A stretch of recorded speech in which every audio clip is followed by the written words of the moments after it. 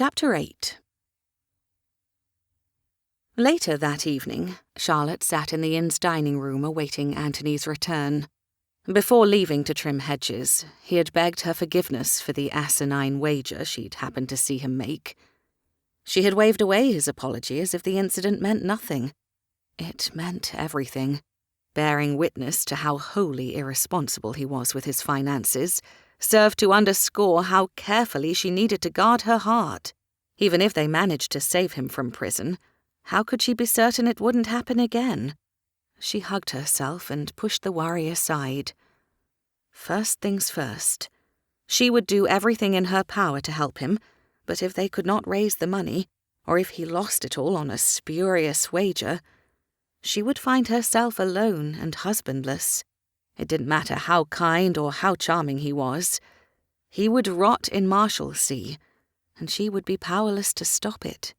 Her entire savings were less than 10% of what he owed, yet it was all they had. She touched the money pouch hidden beneath her shift. Although she was the disrespectable one, her financial situation was far more stable than his. Her shoulders slumped. What if they did save Anthony from jail, only for him to amass staggering debt all over again? Had he learned a valuable lesson, or would he keep on gambling? "I just don't know," the anxious governess seated across from her continued. "What do you think I should do?" Charlotte forced her mind back to the present. This young woman had come to Charlotte for help after overhearing Charlotte's comments to some of the other ladies in the drawing room. She straightened her shoulders. Solving other people's problems was far easier than addressing her own. "It sounds to me as if you should definitely take the Banfield opportunity once Timothy comes of age. If Agnes decides to stay in Edinburgh as a governess, that is her business. I see no reason why you should be forced to mind a nursery if you dislike doing so, not if your talents are more suited to being a paid companion, and you already have a position waiting." The young lady sagged with relief. "Then that's precisely what I'll do. You are so wise, Mrs. Fairfax. Thank you ever so much for your counsel." At the words Mrs. Fairfax, a shiver danced along Charlotte's skin. She still couldn't quite believe she was married. Only in Scotland could her life have taken such an extraordinary turn. After the governess excused herself from the table, an increasingly familiar presence settled on the bench beside Charlotte. Even with purple smudges beneath his eyes, Anthony Fairfax remained breathtakingly handsome. Her heart leapt, despite her best attempt to remain impartial. He kissed the back of her hand, then lifted his chin toward the retreating governess. "Who was that?" "Future paid companion." Charlotte raised her eyebrows. "How were the hedgerows?" "Tall." His smile reached his eyes.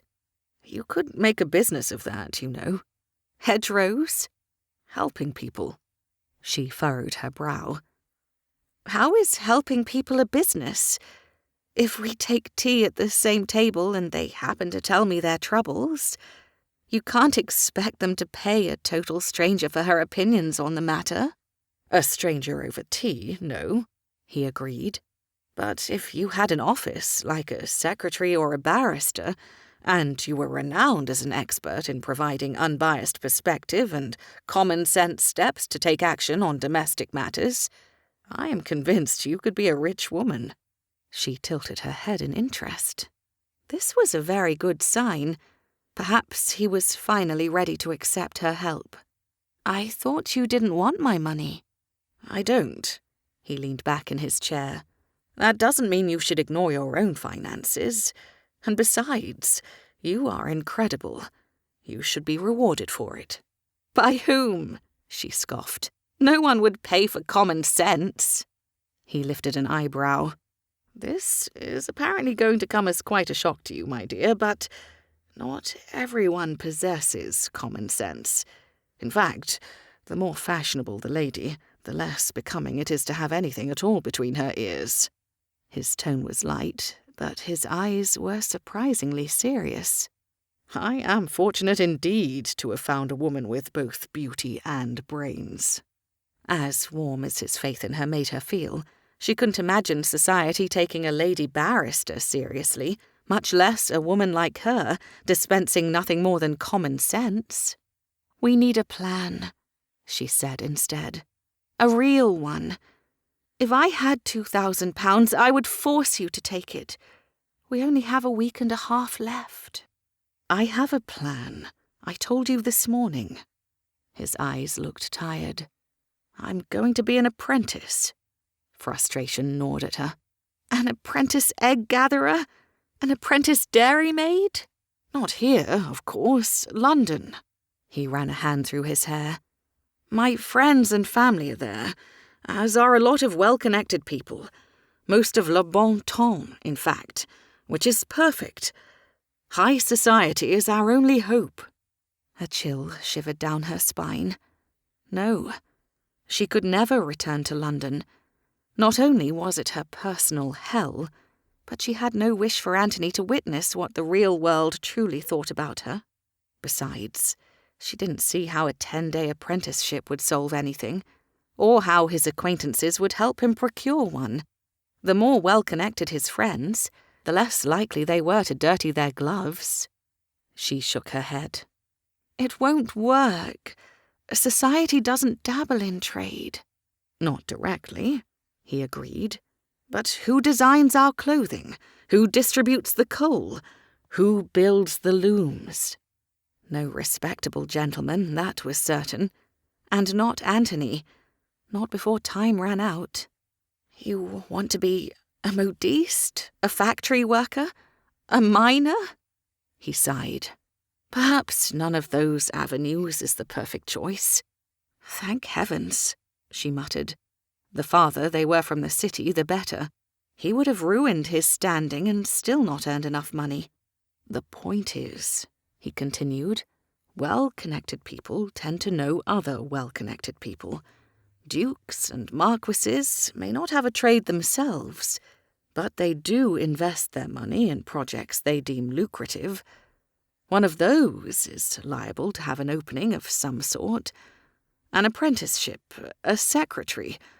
I would earn more in a day than I could here all year. Apart from the gaming tables, it's our best chance at real money. We should leave at first light. We'll come back for your father."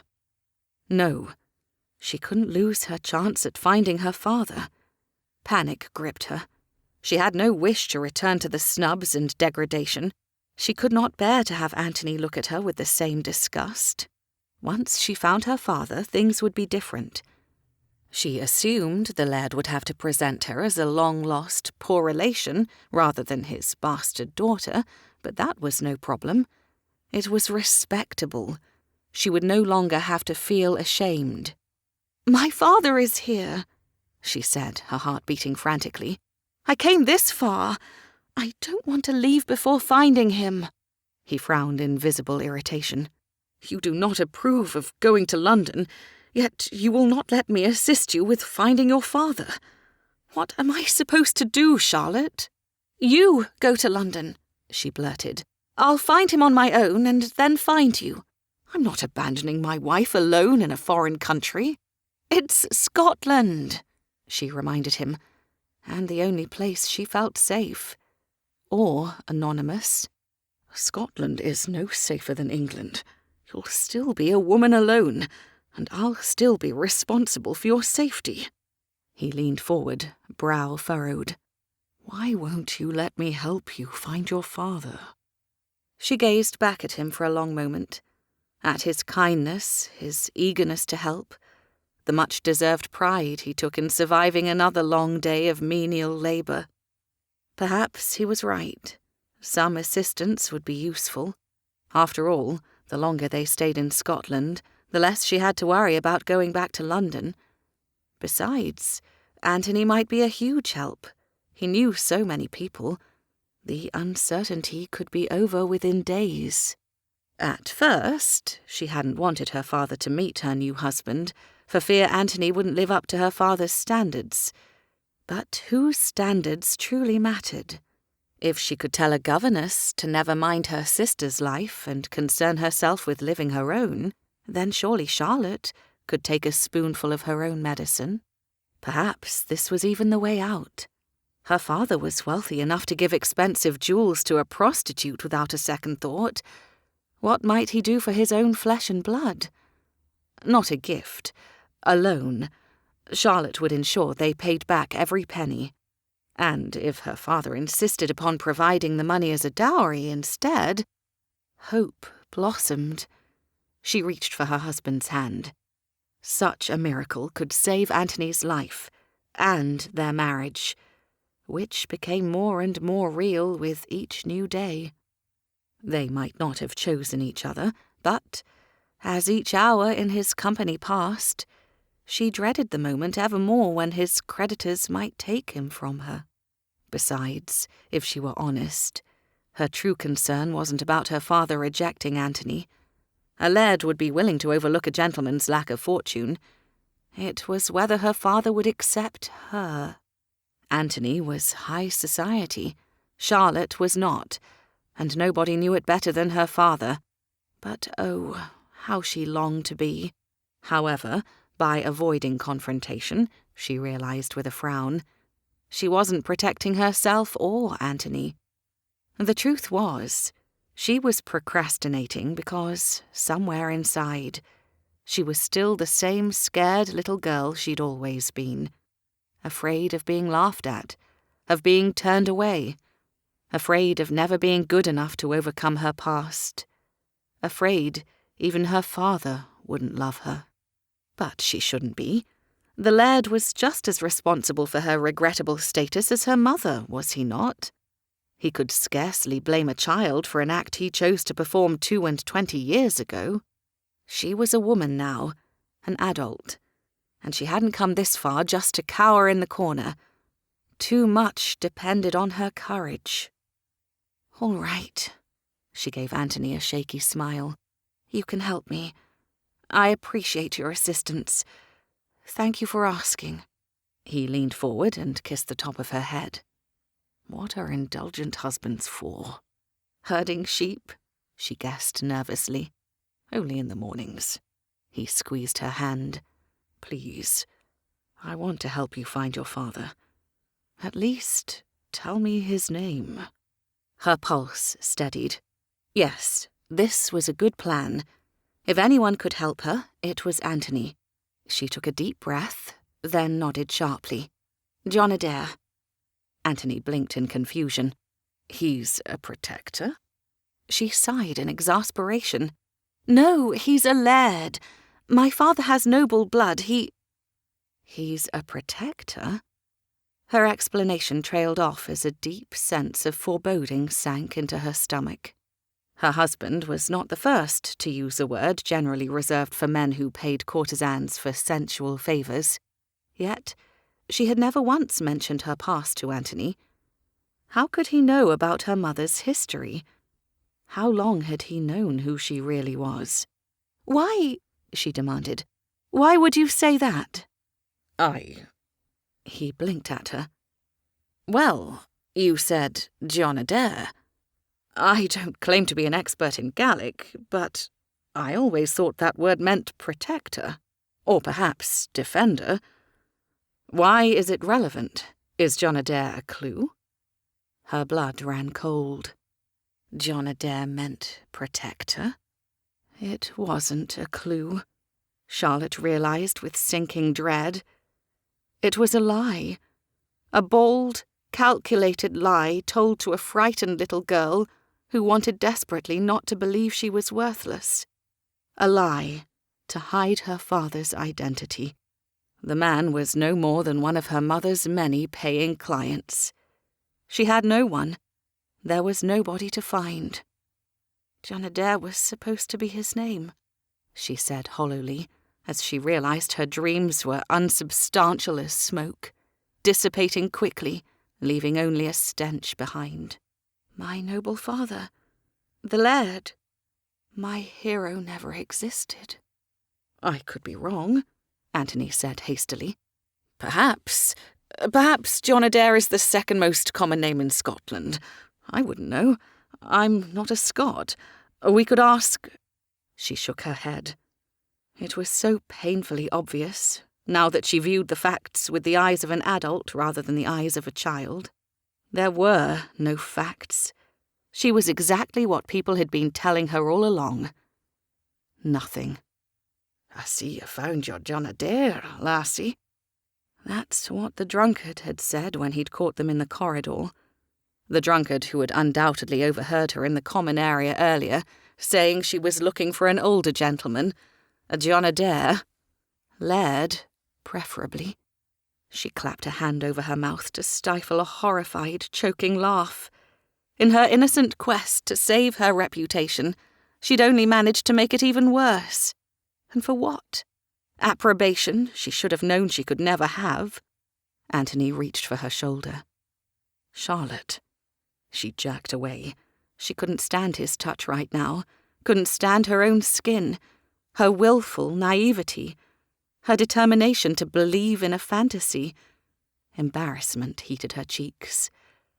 What did she know about her alleged father other than he was supposed to be a laird called John Adair from Scotland? Wouldn't there have been more information other than his legendary angelic goodness, if any of it had been real? The rubies. God only knew where the rubies had come from. Undoubtedly one of her mother's admirers, but obviously not from a Scottish laird named John Adair. There was no such man. She had no father. "You can have the jewels," she said dully. She yanked the bobs from her ears and flung them in Anthony's direction. "They're meaningless. It all is." Her lungs heaved as she fought against the stinging in her eyes. In her dreams, Scotland was meant to be paradise, her father's homeland. Perhaps her future home, too. She had come all this way for love, for acceptance. Her father was to be the one person capable of sweeping her past under the rug, of giving her a fresh start, a respectable name, a home. Miss Charlotte John Adair, she'd called herself, all those long, lonely nights, trying to pretend she couldn't hear the noises coming from her mother's chamber. Charlotte John Adair was the daughter of a laird, beautiful, practically a princess. Charlotte John Adair was allowed into all the shops. Charlotte John Adair could play with all the other children. Charlotte John Adair was proud to speak her name. Charlotte John Adair was more than respectable. Charlotte John Adair was beloved. Charlotte John Adair was a lie. Dreams. Useless, foolish dreams. When they vanished, her heart shattered with them. There would be no happy ever after for her. She swallowed brokenly. Welcome back to reality. She wasn't the daughter of a laird or a beautiful princess. She wasn't allowed into all the pretty places. She couldn't rub shoulders with those above her station. She wasn't proud to speak her name. She didn't even have one. Her mother was a whore and a liar, which meant she hadn't the least idea who Charlotte's father was. And now, Charlotte never would either.